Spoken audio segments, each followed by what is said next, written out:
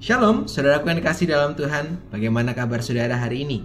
Kita berjumpa lagi di dalam Renungan Harian GKI Sangkrah tepat pada hari ini, hari Kamis, tanggal 8 Juni 2023. Mari saudara, saya mengundang setiap saudara dimanapun saat ini berada. Mari bersama-sama kita mau menyatukan hati untuk menerima pimpinan dari Tuhan. Kita berdoa. Ya Allah yang Maha Kasih, Allah yang penuh dengan cinta, yang terus mencintai kami dengan kondisi apapun yang sedang kami alami. Kami tahu bahwa Tuhan terus merengkuh setiap kami, sebab Tuhan tidak mau anak-anaknya jauh daripadamu. Maka saat ini kami mau bersama-sama merenungkan firman-Mu, supaya kami semakin dekat dan lekat kepadamu. Di dalam nama-Mu kami boleh berdoa dan mengucap syukur. Haleluya. Amin. Saudaraku yang dikasih dalam Tuhan Yesus Kristus, akhir-akhir ini kita menemukan ada banyak sekali kasus tentang sebuah penipuan. Biasanya diawali oleh sebuah iming-iming besar, sebuah keadaan yang ideal yang membuat kita terpukau terpana. Tetapi ternyata pada bagian akhir kita menemukan bahwa apa yang ada dalam angan-angan itu tidak terbukti. Yang ada justru hanya kerugian. Parahnya, kita juga ikut mengambil andil di dalam peranannya. Ketika kita terbujuk, kemudian juga kita mengajak orang lain untuk masuk ke dalamnya. Padahal kita belum tentu yakin dengan apa yang kita kerjakan. Dan bukankah justru pengalaman-pengalaman seperti ini adalah sebuah pengalaman-pengalaman yang berbahaya? Sebab justru kita terjerumus dan kita menjerumuskan orang. Nah, saudaraku yang dikasih Tuhan, pengalaman itu juga sedang dialami oleh jemaat yang dikembangkan oleh Petrus. Tercatat di dalam Alkitab, tepatnya di dalam 2 Petrus, pasalnya yang kedua, ayat yang ke-17 sampai dengan yang ke-18. Demikianlah firman Tuhan. Guru-guru palsu itu adalah seperti mata air yang kering, seperti kabut yang dihalaukan taufan. Bagi mereka telah tersedia tempat dalam kegelapan yang paling dahsyat. Sebab mereka mengucapkan kata-kata yang congkak dan hampa dan mempergunakan hawa nafsu cabul untuk memikat orang-orang yang baru saja melepaskan diri dari mereka yang hidup dalam kesesatan. Nah, saudaraku yang dikasih Tuhan, bagian ini menceritakan mengenai bagaimana seorang Petrus sedang melawan para guru-guru palsu. Maka kita juga teringat bahwa guru-guru palsu itu tidak hanya ada dalam perjanjian baru, tapi sudah ada semenjak perjanjian lama. Ketika para nabi harus berhadapan dengan para nabi-nabi palsu, motifnya sama. Mereka hanya berpusat pada diri sendiri, membuat orang lain terjerumus, memikat mereka, ya, sehingga banyak orang yang akhirnya hidup dalam keterkungkungan.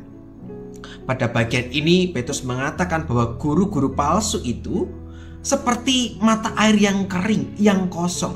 Biasanya kan mata air selalu mencurahkan air yang menyegarkan. Tetapi di bagian ini Petrus menegaskan bahwa mereka itu seperti mata air yang kering. Mengapa? Karena perbuatan yang mereka lakukan. Dicatat kalau kita melihat di dalam pasal yang bagian awal gitu ya, di ayat yang pertama gitu ya, di sana dikatakan bahwa mereka menyesatkan. Mereka bahkan menyangkali Sang Kristus. Itu artinya iman yang mereka imani gitu ya, tidak selaras dengan perbuatan yang mereka lakukan. Mereka seringkali kemudian memutarbalikkan fakta.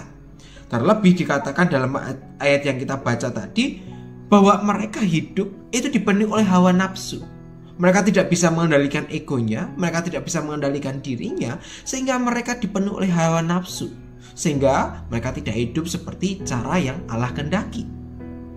Terlebih, kesalahan fatal mereka adalah semua yang mereka lakukan itu dipusatkan kepada dirinya sendiri. Mereka berpusat untuk memenuhi apa yang menjadi kepentingannya sendiri. Ini menggambarkan sebuah sikap manusia yang serakah. Mereka penuh dengan tipu daya. Nah, untuk itulah kemudian Petrus memberikan surat ini kepada jemaat di sana. Supaya apa? Supaya jemaat itu peka. Supaya jemaat itu tidak tertipu dan tidak terkecoh.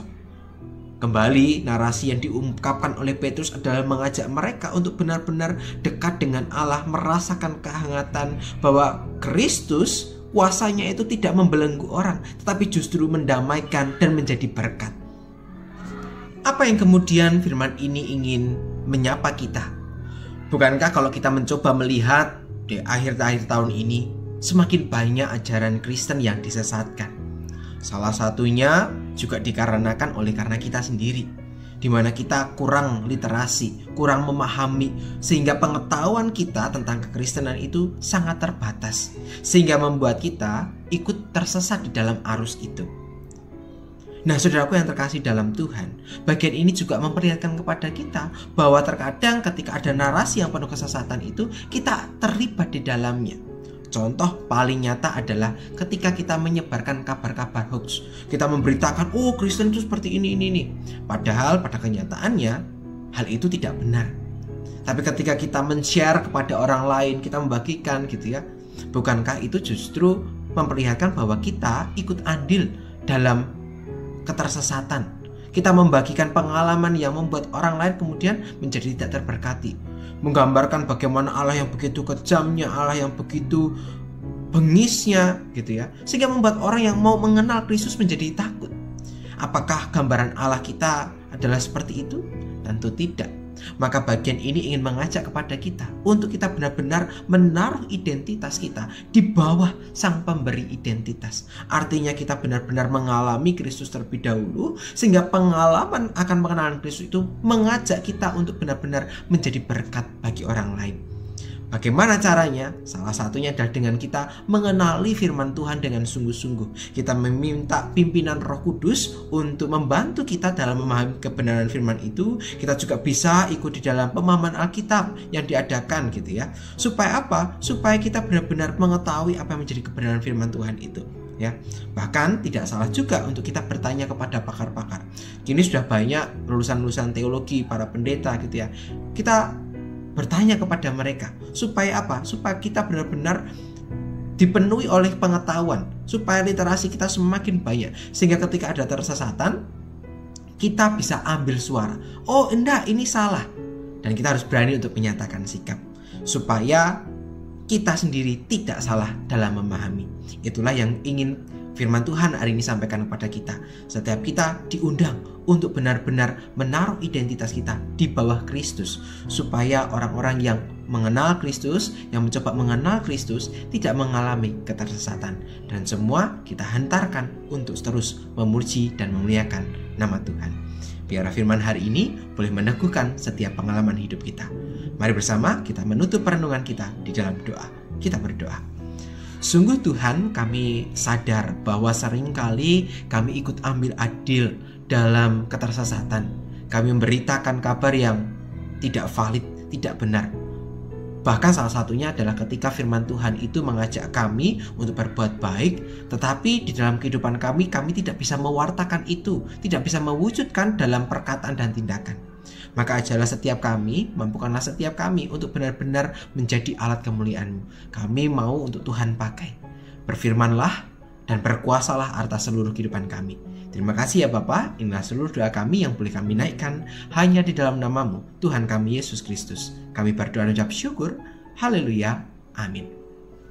Saudaraku yang kasih Tuhan, demikianlah perenungan hari ini. Selamat melanjutkan aktivitas saudara. Selamat berkarya bersama dengan Tuhan. Tuhan memberkati saudara. Sampai jumpa.